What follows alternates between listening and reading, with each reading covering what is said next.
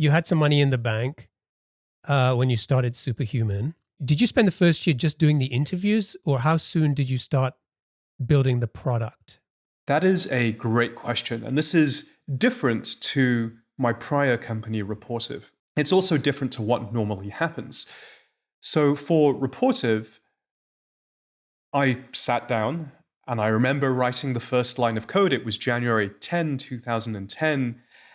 And by myself, about 6 weeks later, I'd finished creating the first version of the product. And about 4 weeks after that point, had, again, by myself, launched it and had acquired, I think, 30, 40,000 users over the course of the first few days. Wow. So that is the classic hacker in a room, just sits down, writes some code, and sometimes luck strikes. This was probably attempt number 6 or 7 for me, so luck is a huge component here. Or maybe I was just incrementally getting better over time, but sometimes you just get lucky. Now, Superhuman was very, very different. Superhuman is a classically hard endeavor.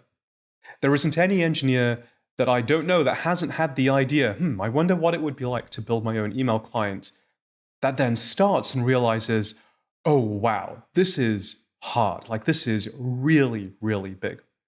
So to build something like an email client, you need a very big team, you need tens, if not hundreds of millions of dollars, and you need a lot of patience.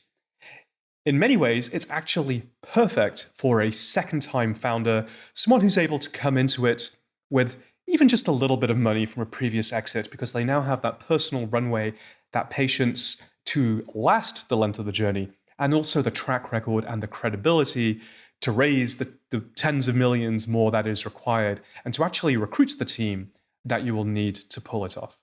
So, to answer your question, was I creating product in that first year of thinking about Superhuman? The answer is no. I was doing everything actually other than creating products. I was, like you said, talking to users, I was doing interviews, but I was also preemptively raising money. I raised about $1 million before even bringing anyone else into the company on the basis of a slide deck and my credibility.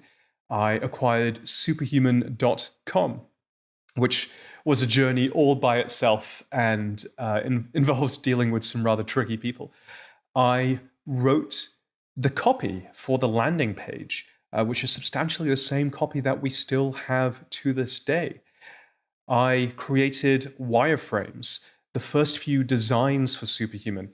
And they don't even look anything remotely like that today, but the very first ideas were being put to paper. And that was the first year of Superhuman.